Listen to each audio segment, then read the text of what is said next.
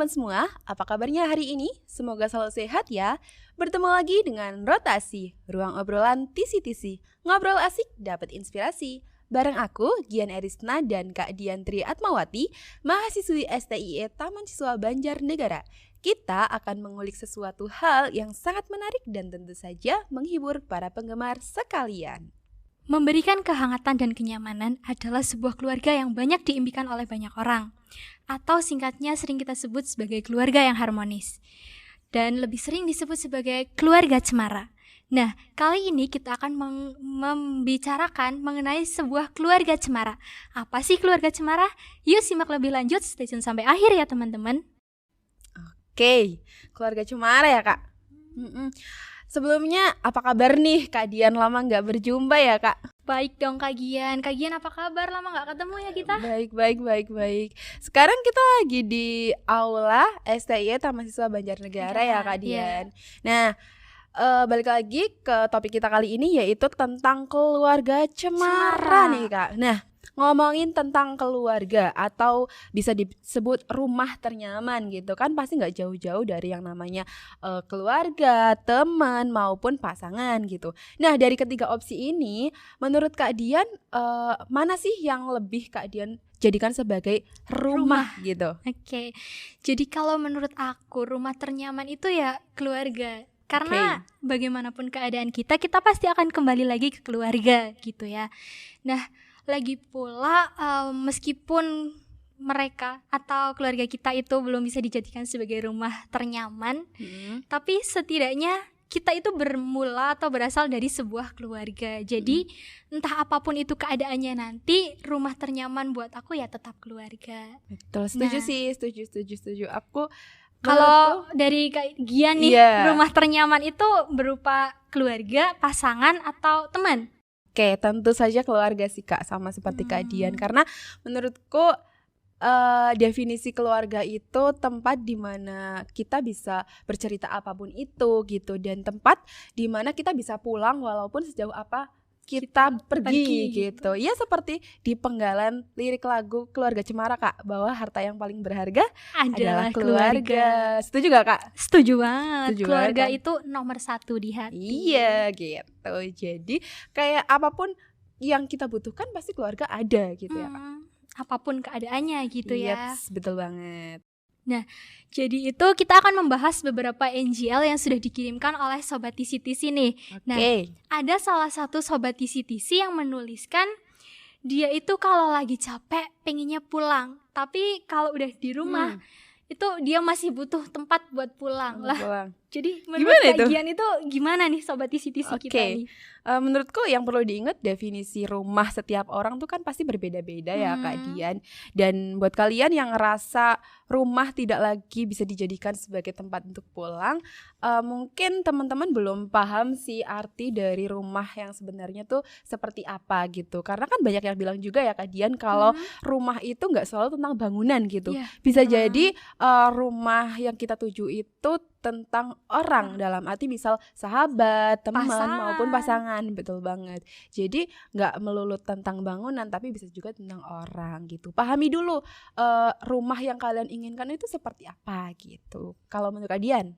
Jadi itu kadang emang gitu ya, kalau kita udah ngerasa capek pulang terus keadaan rumah itu gak nyaman kan, jadi pengen pulang lagi nih, gak tahu kemana kan. Nah, kayak yang Kak Gian bilang tadi, rumah itu nggak melulu berbentuk bangunan, rumah yang berbentuk orang. Nah, itu juga bisa kita sebut sebagai rumah ternyaman. Nah, kadang itu kan nggak melulu sebuah rumah ternyaman itu kan sebuah bangunan yang berbentuk rumah, punya jendela, punya pintu gitu kan. Betul, ya. Mereka yang bisa menerima kita apapun keadaan kita dan kita merasa nyaman, itu juga bisa kita sebut sebagai rumah. Entah itu baik keluarga itu sendiri, teman, atau pasangan kita. Yang penting mereka itu menerima keadaan kita, entah dalam keadaan baik ataupun buruk.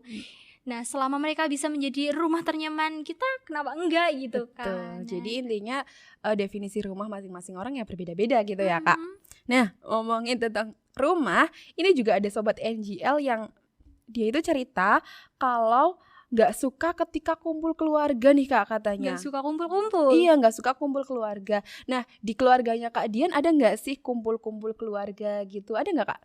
Kalau di keluarga aku sih alhamdulillah yang namanya kumpul keluarga itu ya pasti rutin gitu ya. Entah itu cuman karena nongkrong-nongkrong random gitu. Yang penting tuh kumpul gitulah ya. Nggak melulu harus ada acara hajatan atau ya pokoknya kumpul aja gitu. Yang penting kan kebersamaannya gitu betul. Kan. Nah, di situ kan kadang ada gitu ya kayak saudara aku yang kayak sobat TC ini dia nggak suka kumpul, cuman karena kebetulan ayah dan ibu aku itu berasal dari daerah yang sama, jadi tuh nggak perlu jauh-jauh gitu kan. Kadang tuh kalau saudara aku yang nggak kumpul ya, jadi udah langsung samper aja ke rumah, tarik langsung bawa kumpul gitu kan. Gampang banget ya ngumpulin terus, keluarga.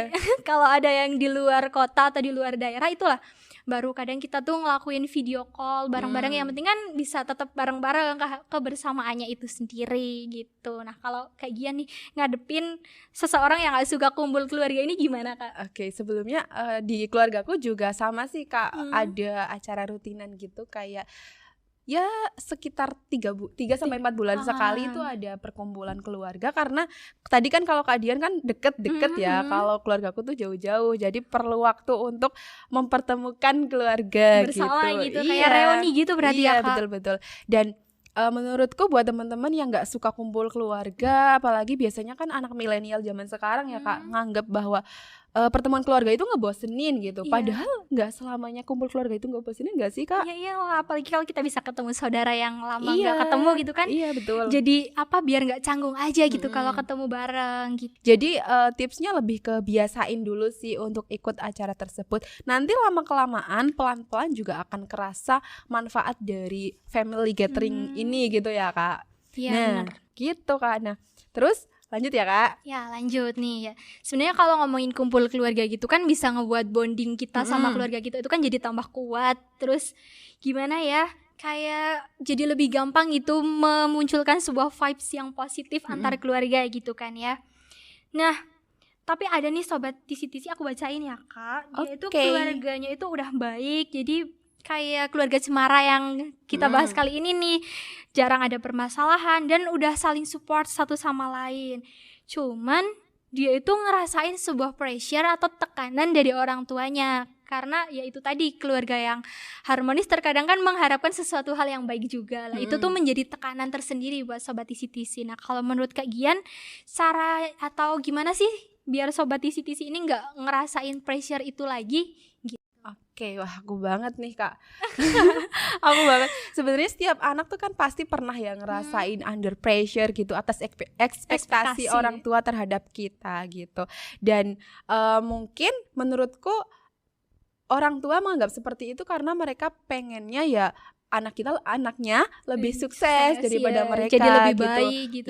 Jadi mereka lebih banyak menaruh harapan ke pundak teman-temannya gitu. Tapi untuk teman-teman yang ngerasa kayak pressure banget nih terhadap tekanan orang tua, menurutku pressure ini nggak usah terlalu dijadikan pikiran berlebih sih. Pelan-pelan nanti teman-teman buktikan aja ke orang tua bahwa usaha kalian itu tidak akan mengkhianati hasil gitu Kak. Oke, jadi gini ya, kalau menurut aku nih ya Kak, dari ngedengerin cerita sobat TC ini kan alhamdulillahnya keluarga aku juga kayak sobat TC ini tadi kan. Jadi relate ya Kak? Iya bener banget, karena keluarga kita sering kumpul, bonding kita kuat. Terus mungkin bisa disebut juga keluarga Cemara ya, alhamdulillahnya. Cuman ya itu tadi, walaupun jarang ada masalah, terus perdebatannya juga jarang, cuman kan itu tadi kita jadi ngerasain pressure atau tekanan orang tua. Jadi mereka tuh jadi kayak punya harapan yang lebih gitu buat kita gitu kan. Nah kalau menurut aku sih ya nggak masalah sih ya, cuman ya itu tadi nggak perlu dipikirin karena gimana ya, kan tadi kita di antara keluarga kita kan udah bisa menciptakan sebuah vibes yang positif. Jadi otomatis mereka juga selalu nge-support apapun keputusan kita. Jadi kembali lagi, kalau misalnya mereka udah bisa nerima kita, apapun pilihan kita atau bagaimanapun jalan kehidupan kita nanti, pasti mereka bakal menerima dengan baik. Cuman ya itu tadi, kadang kan tekanan itu kan jadi Betul. hal yang membebani kita tersendiri. Iya sih, bener banget Kak Dian. Percaya aja sih, kita pasti mampu memenuhi segala ekspektasi orang tua. Ya walaupun banyak struggle ya Kak yang harus kita hadapi gitu. Nah, ngomong-ngomong tentang pressure nih Kak, pasti kan Sobat TC ataupun manusia di sini juga pasti ada pressure tersendiri pasti gitu pernah ya. mengalami pressure gitu. Nah, Sobat TC ini ada yang cerita kalau dia tinggal bareng dengan keluarganya yang rame, semua baik-baik aja, tapi dia selalu merasa tidak nyaman nih Kak di rumahnya. Nah, menurut Kak Dian ini gimana sih cara kita menciptakan kenyamanan di dalam rumah gitu? Kalau menurut aku tuh ya kembali lagi tadi kayak pertanyaan sebelumnya gitu ya.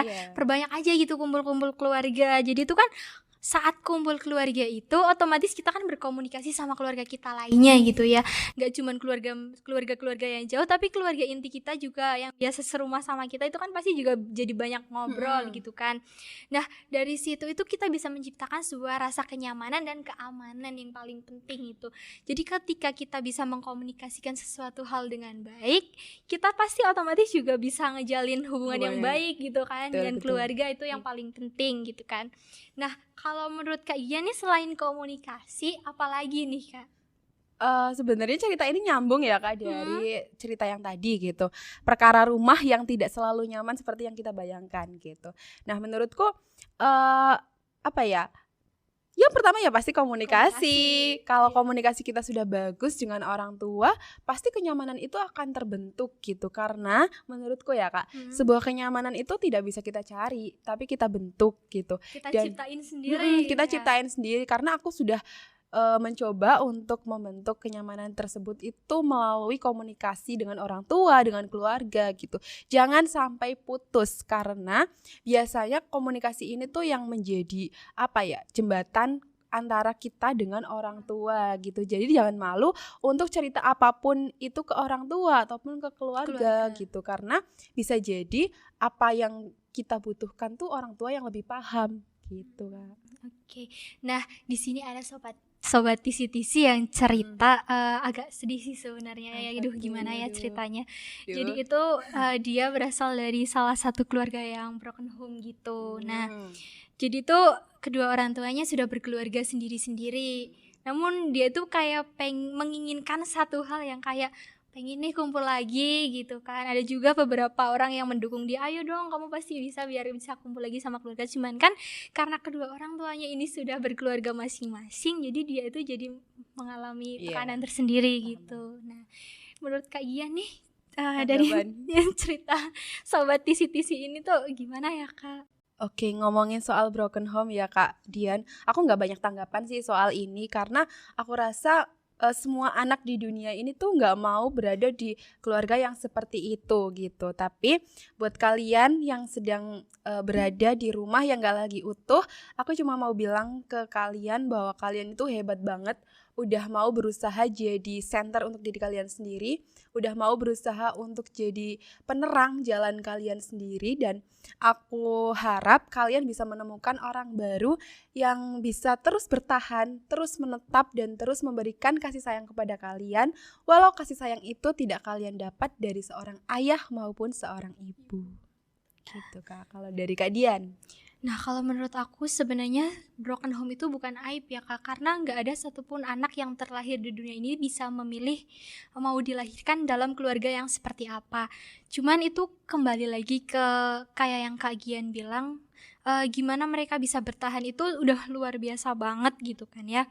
Nah, sebenarnya broken home itu sendiri juga bisa membuat kalian itu lebih kuat untuk menghadapi kehidupan di dunia ini, karena gini, kalian jadi bisa berpikir karena di dunia ini tuh gak melulu soal kebahagiaan gitu. Kadang juga hidup ada naik turunnya, kadang bahagia, kadang sedih. Terutama ketika kedua orang tua kita berpisah, itu kan pasti bakal jadi pukulan terberat buat kalian. Intinya kalian jangan pernah pantang menyerah, jangan pernah patah semangat, karena kalian itu tergolong orang-orang yang kuat buat menghadapi kenyataan di dunia ini yang gak melulu bahagia gitu. Jadi ya tetap semangat aja sih buat teman-teman. Jangan pernah merasa gimana ya, kalau misalnya orang tua aku aja udah berpisah, terus nanti kalau aku memulai hidup baru aku jadi takut gitu kan. Jangan pernah ya, karena nggak semua orang itu bakal mengalami hal tersebut gitu. Kalian itu termasuk orang-orang yang hebat, kalian bisa bertahan sampai detik ini gitu.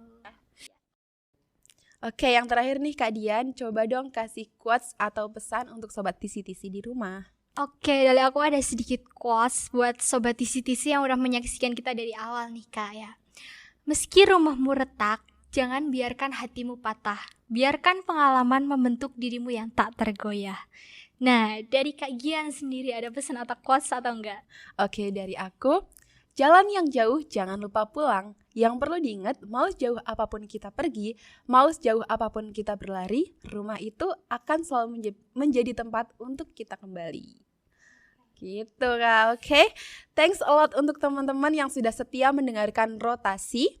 Semoga obrolan kita kali ini dapat menginspirasi dan memberikan hiburan kepada teman-teman ya. Jangan lupa subscribe channel YouTube Tambara CTC dan follow akun Rotasi di Spotify ya. Jika masih ada yang ingin ditanyakan, mampir ke Instagram kita @tambara_CTC.